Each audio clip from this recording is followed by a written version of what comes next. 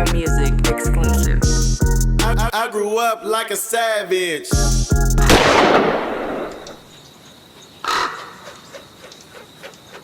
I'm paying niggas and doing shit right off the rip. You finna get this work. I don't even want it back now. Yeah, I don't want it. If you give it back, I might stop, but I'm not telling you if you give it back, I'm gonna stop. I'ma stop. Yeah. You finna get this work. Yeah, You know so what I mean? You asked for it. So either way, nigga, accept what's yours. So I truly believe in that sense of accountability. I truly believe if we walk in a space and you say something to me that I feel like you trying to disrespect me, I'm gonna bust your ass. Yeah. I'm gonna bust your motherfucking mouth right now. Yeah. I'm not finna walk it off. I don't give a fuck if I got some money in the bank. Yeah. I don't give a fuck if I got a family at home. Right. I don't give a fuck about you not finna be doing me any kind of way. Any kind of way. Streets. Come on, man. I had this conversation with this really dope mental health expert in Compton the other day. Shout out to Allie Rivers. She's running for a spot in politics, in Congress, I think in Compton, over Compton. And I was talking to a mental health expert. And they was like, asking me on the panel, Glasses, how do you feel about mental health? Asking me questions. I'm like, well, I'm the wrong person. Right. Charlemagne, Van Lathan, the homies will tell you, I don't believe in mental health. Right. What's a healthy mind? If a nigga walk up and punch you in your fucking mouth, what's a healthy mental response? Is it to walk away? Well, I got something to live for. Well, you a bitch ass nigga. Right. I know it's unhealthy. Right. Now, if this nigga punch you in the mouth and you kill him and shit, you knock his motherfucker, you blow his fucking head off, that's probably unhealthy. Right. Right. You mean, but what's healthy? Like, I could tell you what's healthy in blood pressure, anything between 100 and 120. Right. You know what I mean? But what's a healthy response if a nigga walk up and punch you in the mouth? What's a healthy response if a nigga walk up in front of your kid and call you a bitch ass nigga? What are the traditional responses? Because I know some white people that's doctors, and you walk up and call them a bitch ass nigga, they gonna fire your shit up. Yeah, it's on. So I don't know where I'm at with mental health as a whole, but I do recommend people to talk. But they to don't. other people. They look at the idea of mental health. The way they preaching it is being a victim. It's not never taking care of yourself and not becoming a victim, right? Like, how do they know how your mental health is going to be if you allow someone to punch you and walk away? Said. Like, how you don't know I don't want to kill myself afterwards? Like I went out like a bitch. How do you look at yourself in the mirror? So it's different, man. Like, that's why rich people kill themselves when they go broke. And that motherfucker be like, man, I can't live like this for right. this last 200,000. Man, come on, man. Kill myself. Yeah. so it's like, and that's where I've learned. I think I've grown up in just being empathetic to people as far as like what they could have gone through, and even humanizing their situation, right? So even for Ice Cube, right, it might not even be worth fucking around with Glasses Malone, but he did drop tracks because diss tracks, which is great because that's hip hop. It's crazy to me because it's like, nigga, I'm not finna fucking battle Ice. What the fuck is wrong with you? This nigga made no Vaseline. Nobody understands. Like, it's not even about if I think I'm better or worse. Right. It's like you're fucking Ice Cube, nigga. I've been buying your records my whole life. Right. What, am I rap against you now? Nah. I'm not some little lost nigga that don't have no right. dad. Nigga. Right. I'm not finna be rapping against no nigga I've been supporting my whole life. That shit weird. Yeah, it is.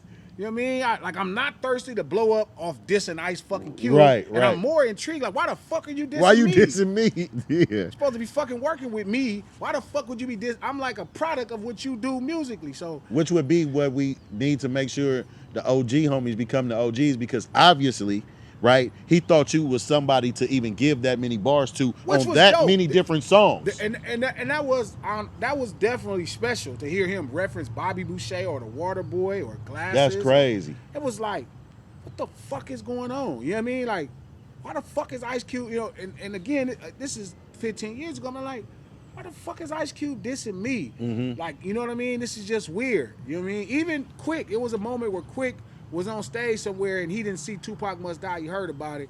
And like Quick dissed me and he was like, yeah, this motherfucker lost his record deal. And I'm like, it was more intriguing for it to be DJ Quick. It was like, why would you just not call me? Right. Hey, Glasses, what did you mean by, like, you're DJ Quick, nigga, like I got your autograph in 5th grade. Yeah. Like, if a nigga diss me on records, I'm not finna make no diss record about it. First, I'm gonna call him. Yeah. Hey, brother, what is going on? Yeah. It was a nigga diss me from the PJs, the homie Project Pat, before we met each other, and he was dissing me in song. I went to the projects. Yeah. Like, where is this nigga at? Hey, what's up, cuz? What's your problem? Right. No, how you did? Okay, I just needed to know. Right. You know what I mean? Because it's like, First off, I'm not dissing no nigga around the corner. Right. Yeah. Now, I remember it was a situation started with niggas that we grew up with that was cool with, but then my younger homies wasn't cool with them, and they was like, well, Glass is dissing us in the song. Yeah. As if I'm in the prime of this career where I'm flying all over the world and I'm thinking about a gang beef. Nigga, I'm thinking about bitches. I'm thinking about money. Right. I'm not thinking about no gang war. Right. I have to be reminded. Right. Nigga, my life is no longer stuck right in this place. So I take this show on the road, and even if I'm gonna be rap beefing, I'm taking something out of Tupac page. I'm beefing with niggas across the country. Across the country, yeah. I'm not beefing for free with a nigga that ain't gonna sell 13 records around, like, you know, we right here between here and there. That means I just need to see you. Yeah. If we close enough to where we can shoot at each other, I have no business putting out diss records on you. That's my opinion. Do you feel like because you showed Keefe D the video, Sure. of course, and he liked it. Yeah. With all the shit that's going on with him right now, like we have codes in the hood, right? Yeah. And I personally don't know him or know his story, but if I had to guess, I would say he was confused on what he was getting a deal for or getting exonerated for or being cleared on, because no nigga in his right mind will be talking about something he could be charged with, right? Sure. So, you know, they play these tricks with niggas all the time, right? So by you doing that, like, and by not just Keefe D, I'm gonna just not even say him, but what do you feel about old gangster tales or stories or street shit being told on platforms like a Vlad or a No Jumper, or how do you feel about that? Like, because long as you okay with being accountable. Yeah, because me personally, I'm from it, right? Sure. So I be feeling like a lot of times motherfuckers profit off our pain. Yeah. Right? And it's been happening. It's certain shit I can't ask Glasses. Sure. So even when I started No Vultures, I knew that it was never gonna be as clickbaity as nobody's platform that I had been watching, because there's certain shit that I can't say. Yeah. And I gotta be accountable for it. When I go to the hood, they're gonna be like, why you ask Glasses that whole ass shit? Nigga, like, what you on? Like, you know what I mean? Sure. Like, that's what come with this poverty. Yeah. You're gonna be held accountable. That's what happened. That, G. You know what I'm saying? So you got at that nigga like that, like, so. But how do you feel about that? Because I feel two ways. Like, some people say, well, niggas get on there and they know what they saying, because some niggas answer shit like G's, and you don't even know. Nigga been and said a whole enigma. Mac 10 interview is the funniest shit in the world. It was like, well, that's what they said? You don't know what the nigga ain't fucking with you like that. Yeah. That's a gangster, you know what I'm saying? But I'm just saying, and because it happened when Lil D went to Vlad, and a lot of niggas say Lil D from here, like, why he going there? I was like, well, I encouraged it because he's trying to sell a book. This is a big platform. Hell yeah. He's probably gonna do a movie on his life. Yeah. But I trust him not to be foolish. It Hell has yeah. nothing to do with, like, the niggas that go on there and just say dumb shit is niggas who say dumb shit. Yeah. So, I mean, how do you feel about it? Keith's situation is just unique, man. Like, I think he had to deal with the feds, Mm-hmm. and then the state is different. I think there's more into the discovery that we don't know that's probably we're going to be looking crazy at. Yeah. If you're willing to be accountable, you know what I mean? Like, that's the cornerstone of this street shit. As long as you're willing to be accountable. If you're willing to stand up and deal with whatever you said and did, you know, that's it. You know what I mean? I won't really have no opinion. I'll be intrigued. And I do think Keith didn't really tell the story really ever, as much as he kind of made it a story for a book that he could sell. And he allowed other people to come up with their own shit. He didn't really ever sit down and be like, well, this is what we did. And blah. Like, I think he made it about his book, and he would say, go read my book. Mm-hmm. But, you know, this is, you know, white folks been doing it the whole time. OJ did it with the book on Nicole, If I Did It. Man, I talked about that earlier. So, like, I don't think the interviews are really his problem. I think the interviews might have got the door opened up. You know what I mean? But I think something else happened that they were able to charge him with. Yeah, because they would have been did it. He's been doing interviews for years. Yeah, we need to see the discovery so we can see exact. Because if it's based off what he's saying, Puff is somewhere shook. Yeah. You know what I'm saying? Like, if it's based off them interviews, Puff is somewhere on top of a building, about to die face first. Man. You know what I mean? So I don't believe that, and I think for sure if they could arrest Puff, they would have. That's such a high profile arrest. They would have went and did it. What's the retirement plan or like what's the end game for like a true gang member? Like it just made me think of what you're talking about with a situation like Keefe D and him publicly speaking. Not just me saying this. Him saying that at times he's had trouble with finances or nigga go to jail or niggas get caught up. Like, is there a group of homies? Because I see like for the ones that stay on path, you see like some homies might be in motorcycle clubs or a part of different organizations that they help run the neighborhood. Yeah.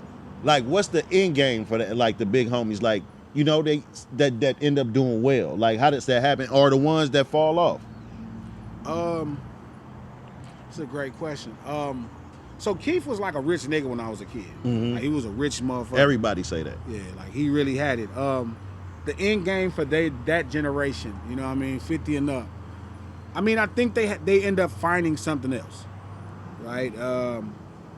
My older homie Moon, he started a motorcycle club and a social club, and I'm sure he do other stuff. He's such a talented person. He could put together Chevys by himself. Shout out to the bike set too. Right, and for us California, we need to start talking about that more. That shit is a beautiful thing. And they started Ghetto Life, so he does that. My OG homie Shady was always unbelievably talented, so he started putting together Harleys. He could take Harleys apart and put them back together. He was the same way with cars.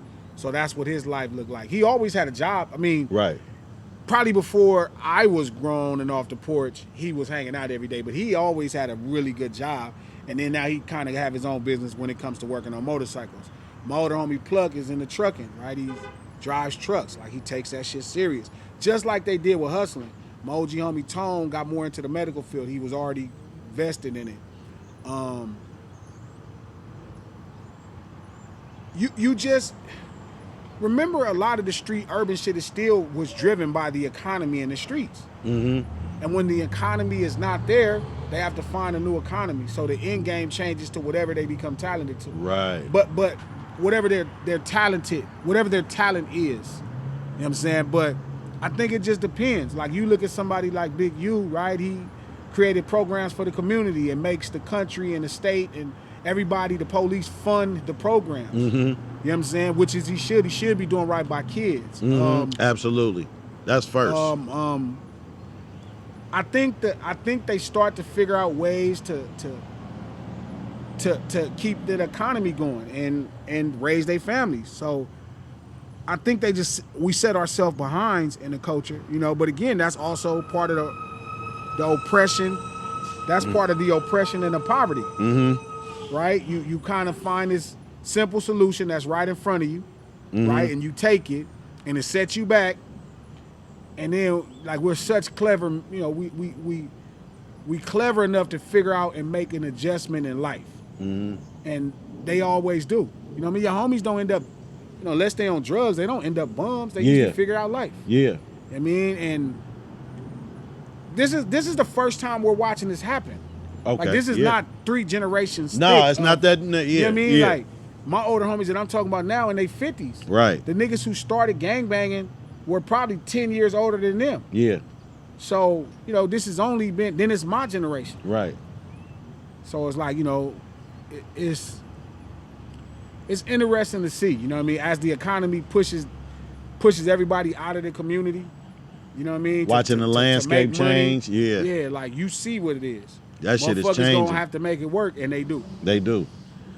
Before we get out of here, a couple things I want to talk about. I want to ask you this too. Because I like all your perspectives on all this shit, and I like to talk to real LA niggas about real LA shit. What is checking in? Fellowshipping with brothers. That's it. So is it necessary that, like, cause you see these out of town gangbangers, right? And that's claim California and LA sets, right? And then do they tap in with? Is that necessary? Like, somebody say they claim the 60s somewhere else, right? Augusta, Georgia. Do they tap in with the 60s when they go to LA? I mean, shit, I don't know. They should. I don't. It depends. Do you have friends from 60s, or do you just go over here? It sounds really weird sometimes. Yeah, it's like that. Do you know anybody? Yeah, it's like, Well, because they're not California sets like that. Like, this is gonna sound fucked up, and this is almost probably the most. You should tap in with somebody, and then maybe they'll take. Hey, you know what? I got a boy from 60s. Yeah, but even then, that's just weird. Yeah. I don't think you should just go to some random people's community. Because, like, say this, we all came from the South, right? Like, we came from the South, our families, right?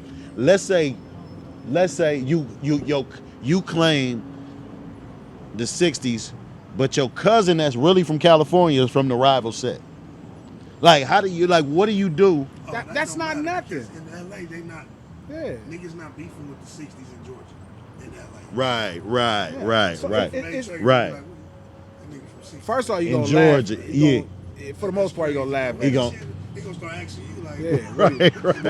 but again, the set, but to call it, there are more or less sets that started in California more than they're California. Like if you from 60s in Augusta or 60s in Atlanta or neighborhood in Atlanta, you know what I mean, you're from Atlanta. You from Atlanta. It don't matter which You're gang you're from Atlanta in nigga. Atlanta. Yeah, you just so I Atlanta don't know niggas. if I would recommend. Like I'm a Crip, I'm not finna just go to the Five Deuce Who's be like, what's up? I'm checking in with the Crips out here. Because some niggas don't even know they can't wear their hats and shit, right? So a nigga might go get something to eat and get, because nigga, I can't tell you how many times I've been banged on in LA. you should Like- check in with somebody from LA that you fuck with. Right. That's gonna make sure You okay, yeah. It's not Well, like no I- extortion shit. Yeah. Honestly though, even then it's like, only if you're trying to go in people's community. Right. Like if you're trying to represent, like checking in is more or less like fellowshipping with brothers. I mean, it ain't about the gang part. It's just, I think people have problems with checking in when you start trying to shoot a video in somebody else's community. That's just crazy. Yeah. Like I wouldn't go to no hood in Just Atlanta shoot. and just turn on the camera. Wrong too. I think the term checking in get taken wrong. I don't think it's a bad thing. I don't think it's a bad thing. Yeah, I Nigga, check like, in with why niggas you all the wouldn't time. want to know niggas from that city? Yeah, when I That's come to crazy Oakland, as nigga, I fuck. check in with my Yeah, niggas. When like- I go to New York, I'ma hit my nigga. I didn't even get to see my nigga last time. My nigga Wink, but I'ma check. Hey man, what you doing, nigga? I'm out the way. Oh, what you got going on? I gotta do all this. All right, we gonna get up. If we get up, we do. If we don't, we don't. But I love fellowship. I with take the pride brothers. in that shit. Yeah, Yeah, I actually I love love it. it. Like, I know some niggas from over Yeah, here, I hit man. Hug. I came up here. Hug ain't finna do shit. Yeah. Hug ain't doing nothing, man. Hug, what you doing? I don't need Hug. Hug ain't had to bring me no motherfucking gun. Yeah, Nigga, I'm straight, nigga. I ain't over here. right, You know what I mean, nigga? Whatever I did, a nigga at home. right. So- Nigga, You know what I mean? You fuck with your people. So this weird space where it's a problem fellowshipping with the brothers and everybody make it a big deal. Like, oh yeah, I don't want to have to. But white people fellowship. Nigga, I don't know. yeah, they Who do. the fuck cares what white people do? I Yeah. don't want to do nothing that white folks be doing anyway. Yeah, but then niggas that worried about do white people do it? Yeah, they do it, nigga. And they doing it better. Why you ain't trying to do it? Obviously, they ahead of us, nigga. We Why need to do you something. don't want to go fuck Why with black you don't people in wanna other go? states? I don't understand that, cities. bro. They sound like somebody you know. And what about that? Like a nigga a whole pussy in his neighborhood, but tell somebody I ain't checking in. Like, nigga, what? Nigga, where you from? You a whole bitch. Nigga, like, I what you don't mean? gotta go out of state. If I go to the fucking 60s, I'm gonna call one of my man. What y'all got doing? Man, Nigga, what I'm y'all over here, got nigga. going? I'm over here, Oh man. man, what you doing? I I'm just gonna thought get some that- I food. just thought that was the I'm right happy thing let to it- do. I'm happy to let a nigga know Come I'm on, around man. the way. The internet just Yeah. Because somebody that made it to where they getting extorted and blah blah blah. But you ain't checking in. Yeah, that ain't why. How would it affect in a situation like I don't think it would have affected at all, because I think that could have happened in any ghetto in America, but the situation like a PNB Rock, you can't wear that kind of jewelry nowhere. I mean, nowhere. Don't get me wrong. If you would have called a couple gang members and you'd have went up there, it'd have been way more of a shit than maybe it's nothing. But first off, why would you wear that type of shit around poor people? Okay, LA got a lot of deceivery. You could drive in Compton and know you don't get you in the ghetto because the lawns is manicured, the streets is nice. Look gorgeous. Building, they do a good job of maintaining the property. Yeah. But you in the ghetto, so I get that. That Roscoe's is not one of those places. But you could see it though. Yeah, like, you could feel the despair in the air. come on, man. Come on, man. You That's go not over there, as soon as you breathe the air in, it just smell like poverty. right. Smell like trauma. Smell like problems. And that's what I was looking at. Like a LA nigga gonna tell you not to be there. Like, why would you? Even if Yeah. like only we go there, niggas from over there. Right. Niggas the whole West Side don't go over there. That's the one that niggas from the East Side go to. So it's one of them situations to where there's this weird space where people feel like there's some pride in, oh, I'm gonna wear my jewelry around poor people and nobody gonna take it. I don't know what's going on with this flossing shit where it's like, I'm that nigga, so I'm gonna wear my chain where a bunch of people poor at. Like, I'm so bad, nigga, can't nobody take nothing Man, from your me. ass gonna die. Nigga, that is just crazy. Stay on blue. Stay on blue. I'm just trying to stay racked up like you. Put an 8 in a 1 and do magic. Tryna stretch hair on like elastic. Eco-friendly drug dealer, I don't waste no plastic. Use all 4 corners of that baggie. All I ever wanted was a bankroll. So I pull up on Champ before the bank close. Say no to stank hoes and stank clothes. No paramedic pimpin', nigga, we don't save hoes. Yeah, rest in peace to Lil